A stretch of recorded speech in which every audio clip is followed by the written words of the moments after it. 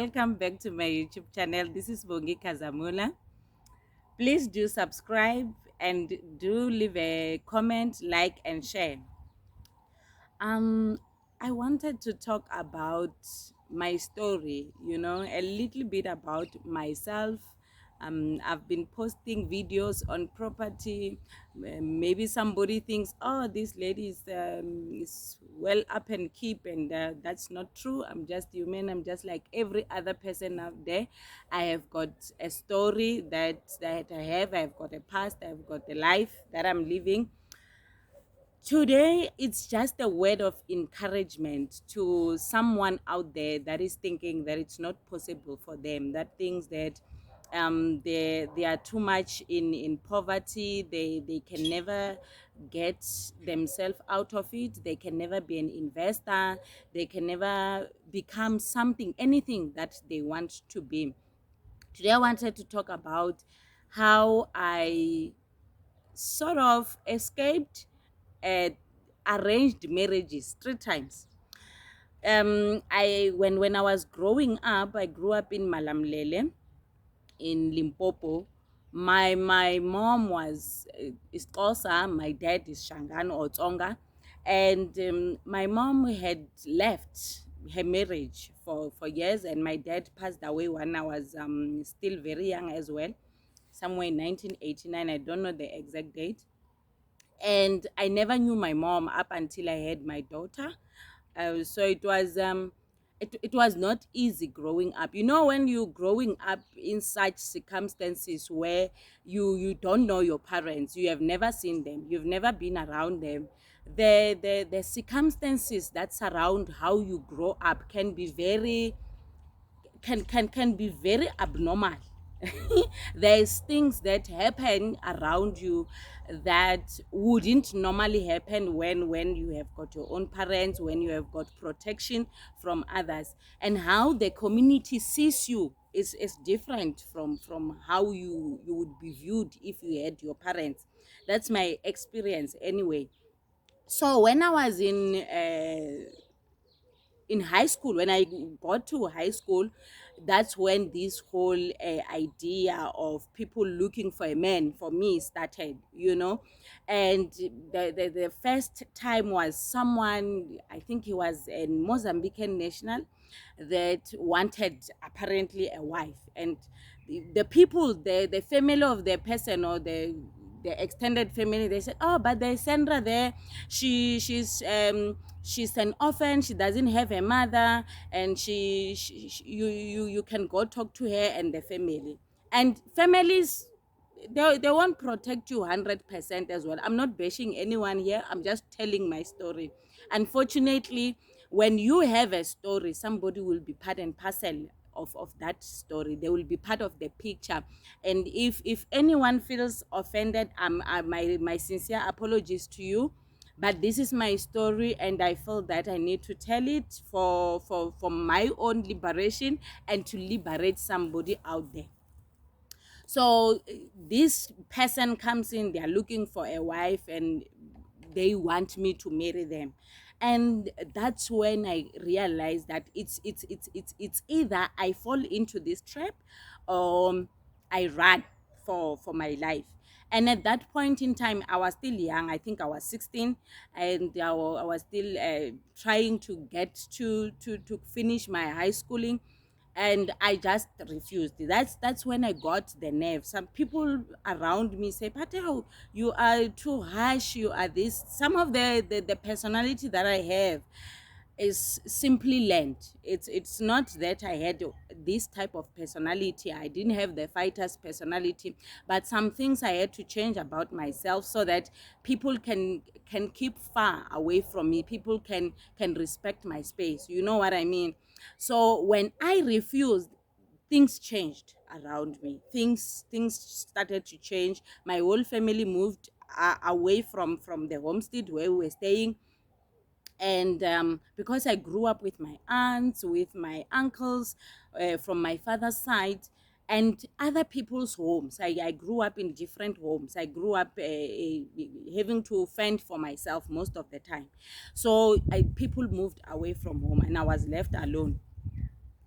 And that was one of the toughest times of my life, but I was able to live beyond that, you know, live beyond people expecting you to marry while you are not interested in marrying, when you still want to date, when you still want to explore yourself, you still want to find out how life is, you want to make your own mistakes, and people around you are already seeing a way for you to that they've set the path for you. And the next time it was a neighbor. I don't know whether somebody in the home owed them, but from my own digging, the person had given someone at home 400 rands. 400 rands, guys, 400 rands. And because they didn't want to pay it back, and they decided they're gonna sell me. Can you believe it? Selling your own family for 400 rands. And this old madala comes, he's my neighbor from home, and the old madala sends the ladies at home, and they come and say, but he wants to marry you, he likes you so much, he's gonna buy you a phone. Do you know I'm recording from a phone now? And they wanted to buy me that big Motorola phone, you know, the big Motorola, like a brick.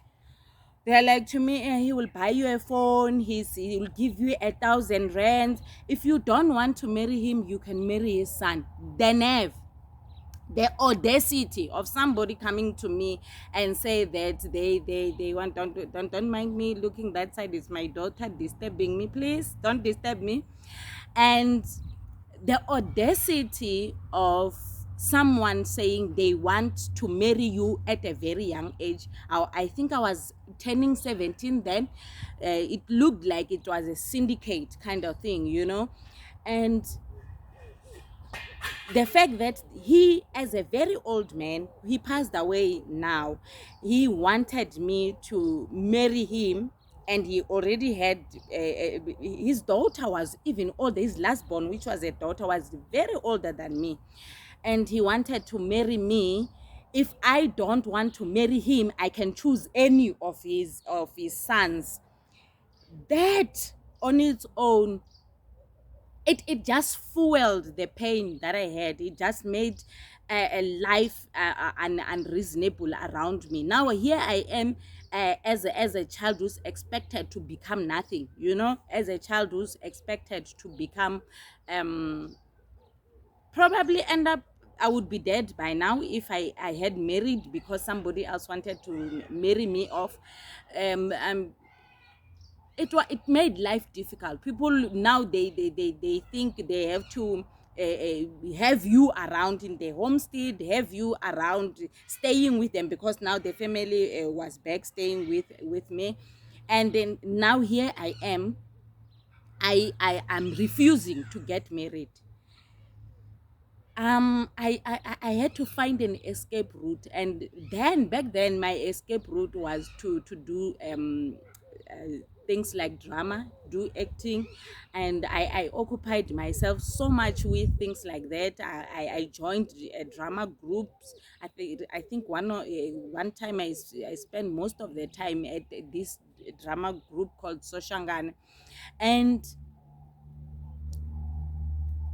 that in a way tried to help me suppress the fact that my mom is nowhere to be found.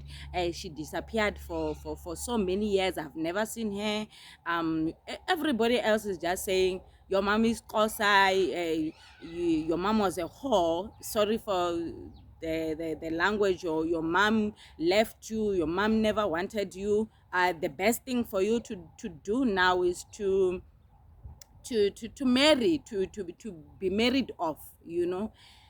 And I fought that so hard, not physically, but in my mind. um I was fighting, I was battling to understand the family that raised me, you know. I'm struggling to talk about this a bit.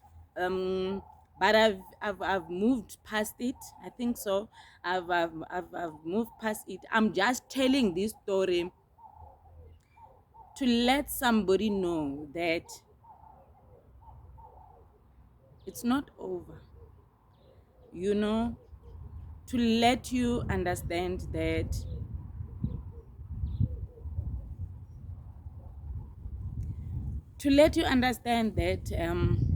God is out there. He is there for you.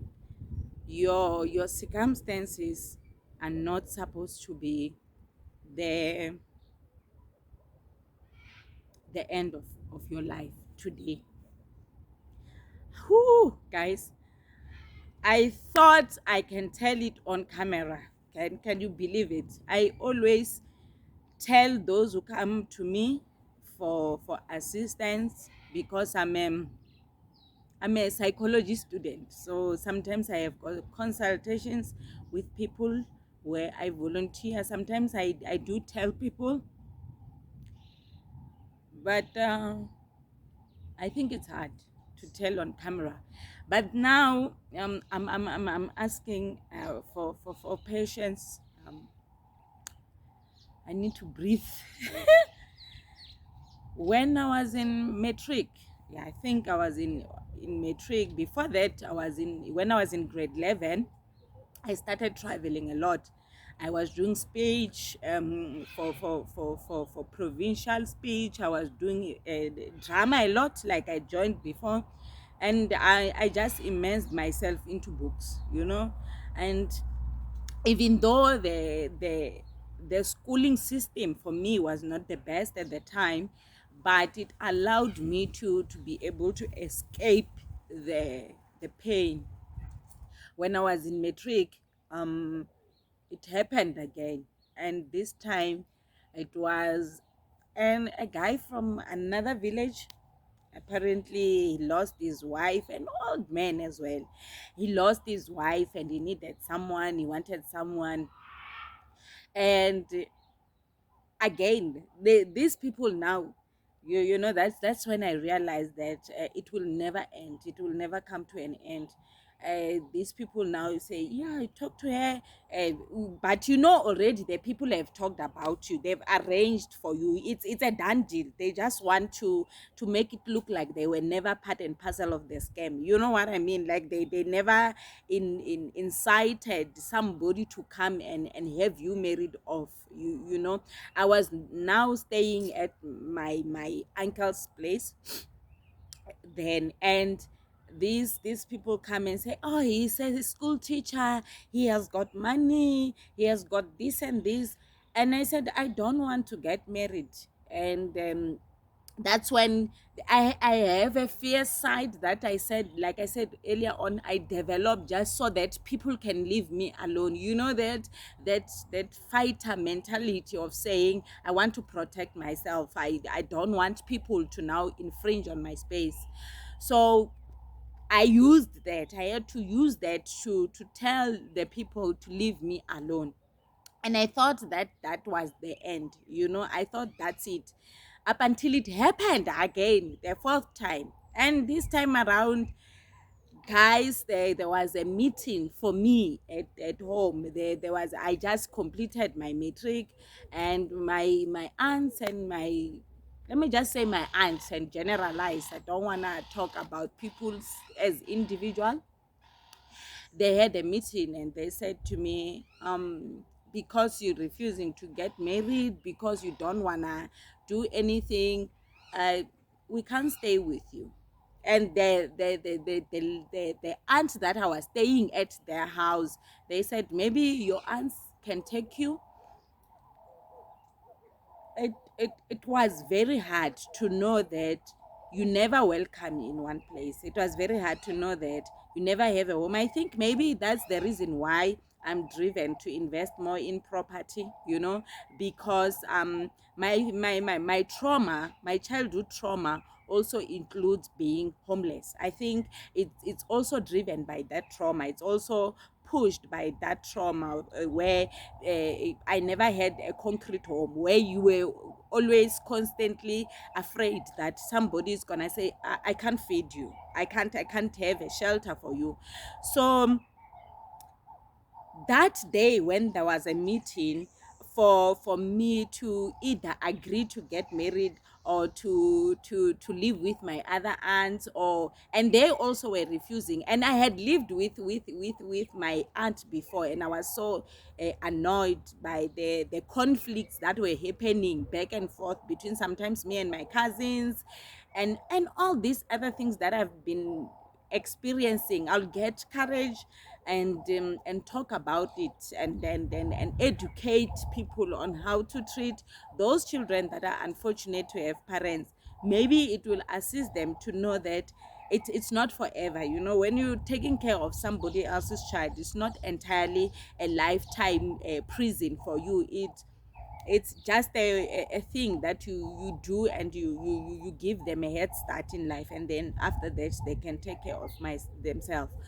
And that day is the day that I decided to leave home. When I say home, I mean my village. That's the day I decided to leave the village. And for the first time in my life, I fasted to get onto the road. You know, I stayed by that room. I was in the room. I was fasting even before that. I think it was 2 days fast already, but I took another 3 days. I couldn't eat. You know, when you want to know for sure that the decision that you want to make right now is final. I sat in the room, I slept in the room. I only got out when I went to the toilet. And my aunt would send my cousin to have food put on the door, but I never spoke for 5 days, I think. And I decided to pack my things. I got out of home in a plastic bag. You know that black bag where you put rubbish in, the rubbish bag that you put inside the bin. I had that, and I packed my things, and I packed my certificate and my books, my few books. I loved reading. I still do, even though I don't have enough time now. I listen to audiobooks. So I put a few of my things in there, and I left. It was in the middle of the day. They had another meeting. They were sitting outside, and I left. I never said a word to them. I just packed my things, and then I got out of the house and I left. I've never gone back home to stay again. I only visit, and because somebody told me and taught me how to forgive. Jesus Christ has shown me that it is okay to forgive, and it is okay to love those that have hurt you. All the people that have hurt me before, I think I've forgiven them. I just don't know if they know that. Some of them, I've told them that I've forgiven them, but I've gone home, and I think I'm having a good relationship with them as far as I can do. But it is a shortcut, guys, because this is YouTube. It's a YouTube video. I will elaborate on this maybe further in my journey.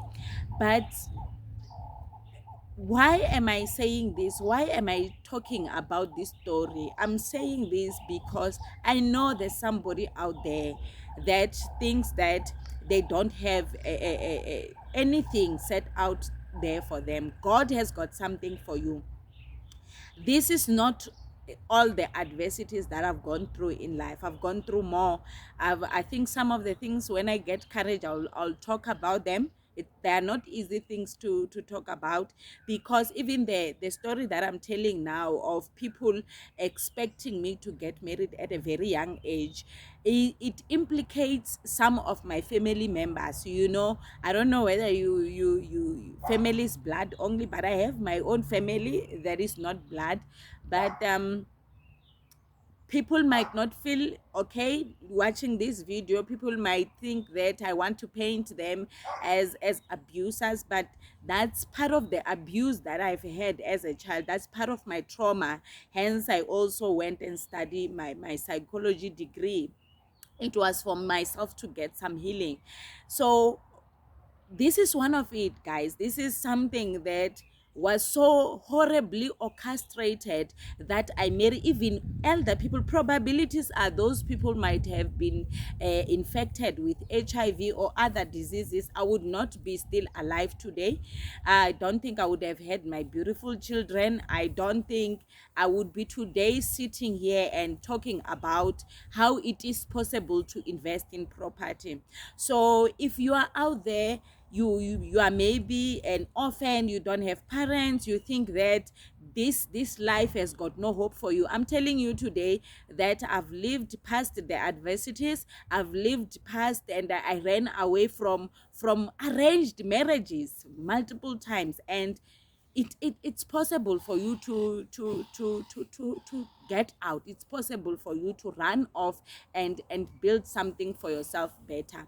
I hope we learn together, and I hope that I take you into my life, in my journey, and inspire you to do better for yourself. I love you guys. Please do subscribe, leave a comment, and do like. Mwah.